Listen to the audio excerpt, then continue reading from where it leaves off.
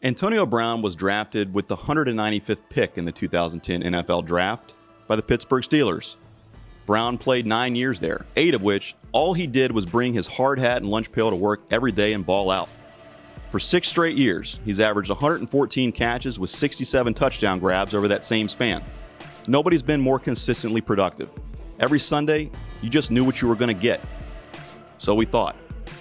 In 2017, after the Steelers gave Brown a $72 million deal, making him the highest paid receiver in the league, things started to go south. It's funny how that works sometimes. It was week 17 last year, and after a number of disciplinary actions, AB skipped team meetings and practice, and ultimately went AWOL for a game against the Bengals that had playoff implications. And if that wasn't bad enough, after calling out his own teammates and publicly lashing out on social media, the Steelers finally decided that the juice wasn't worth the squeeze anymore. They took what they could, and they traded AB to Oakland. The Raiders rewarded Brown with a contract extension of 3 years, $54 million, 30 of which was guaranteed. So Brown packed his things, bleached mustache and all, and jetted for the West Coast. New team, new city, more money. Problem solved, right? Nope, not even close. Things just got weirder. AB was apparently unhappy about the NFL rule change mandating league-approved helmets. Okay, I guess it makes sense that you have to wear gear approved by the league that employs your boss.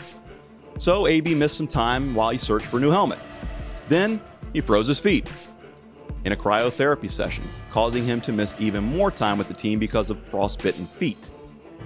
Not even a day later, he filed a grievance with the NFL over the helmet issue. His complaint was denied for special treatment because, well, rules are rules, AB.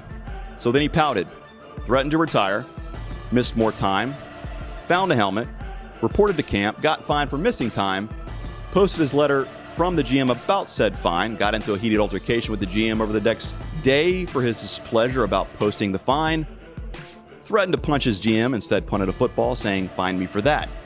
Was going to be fined and suspended and not play. Instead issued a team apology and was going to play, but was fined anyway. Not happy about that. Later that day, he decided to post a secretly recorded conversation with Coach John Gruden and Drew Rosenhaus on YouTube in what can only be described as having great production value. Only to learn moments later that by being fined, he was subject to lose all his guaranteed money. That, subject to legal, of course, ultimately leading to this, a post on Instagram asking for his release from the Raiders the following morning. So, after all of that, the Raiders said, just as the Pittsburgh Steelers had, enough is enough. Releasing AB, and Steelers fans everywhere rejoicing, repeating the words, "Told you so." Antonio Brown was once again a free agent with zero guaranteed money, at least until 4 p.m. That's when teams could legally get involved for his services. But who'd be willing to take a chance on this guy now? He's 31, and yes, he's so very talented. But at what price? The money's just one aspect, but the drama? That's another. Honestly, only one team came to mind in all of this, with their history of rehabilitating careers and reputations of stars like Corey Dillon, Randy Moss, and most recently Josh Gordon, to name a few. One team, one way. The Patriot way. But the biggest question in all of this isn't whether or not Antonio Brown will conform to the Patriot way and just do his job, but rather, was this AB's plan all along? We know one of the few teams that he wanted to be traded to from the Steelers was the Patriots, and though we knew that never was going to happen, let's not forget that the Patriots were willing to trade a number 1 draft pick back in the spring for this guy. So clearly there was great interest on the part of the Patriots to acquire him, but that's not the way that it went down.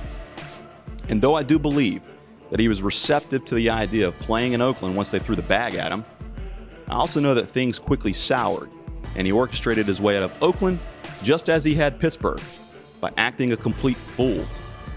His antics were so weird and so bizarre that it had many people, including me, questioning his mental health. And mental health is nothing to joke about either, by the way, but that's just how petulant and bizarre his behavior has been.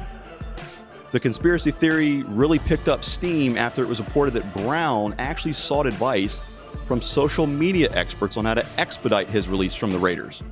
And had you seen his recorded reaction, that of course he posted on social media, hearing about his release, he appeared to be a guy that was witnessing his plan unfold perfectly. A jovial Brown celebrated as he saw he'd just been released. But why? He just lost $30 million. Not even 5 hours later, we learned that the Patriots were signing him. So, I have a few questions. How did this deal come together so quickly? Was Brown and his agent planning this exit all along? And did the Patriots tamper? And what do we make about everything that we've seen after all of this? Did Antonio Brown get exactly what he wanted the whole time? Was all of this bizarre and baffling behavior just a measured on-stage performance to land with the Patriots? Maybe. But here's the bottom line. Antonio Brown is a selfish, destructive, me-first drama queen who's only out for Antonio Brown. Planned or not, he betrayed teammates, coaches, and his employer. He quit on his team, very publicly and petulantly called out his so-called brothers on the field, and constantly put himself above the team, even above the game that's allowed him to live out his dream and make tens of millions of dollars in the process. He's forgotten that football is a team sport. He's forgotten what a privilege it is to play in the National Football League and make millions. And he's forgotten that, like it or not, he's setting an example out there for a lot of young kids that emulate him. There's a difference between knowing your worth and trampling over the very definition of integrity, attempting to prove it to people in your own misguided way. So what's the lesson here? That regardless of how little integrity you have, as long as you possess talent, you win? Is it that if you throw very public temper tantrums and show zero accountability, you'll get rewarded? Or is it when somebody shows you who they are, believe them? Whatever the case, he's with the Patriots now, and it almost seems unfair, as if Tom Brady and the 6-time Super Bowl champs need any more help. As far as AB, he's a hell of a football player. And maybe all of this was planned, or maybe he's shown us enough of what money has turned him into, and that by now we should believe him. One thing's for sure, Patriots won't put up with what's going on. And the second that that's the case, he's out. He's gone. Because frankly, AB needs the Patriots. Patriots don't need AB. They've proven that. But if somehow he just comes in, he shuts his mouth, and does his job the Patriot way, this may be the biggest heist that we've ever seen, and, well, maybe ever, where the rich just get richer. This is Vic on the mic, and that's my take. And by the way, thanks for that, B-Dubs. It's got a nice little ring to it.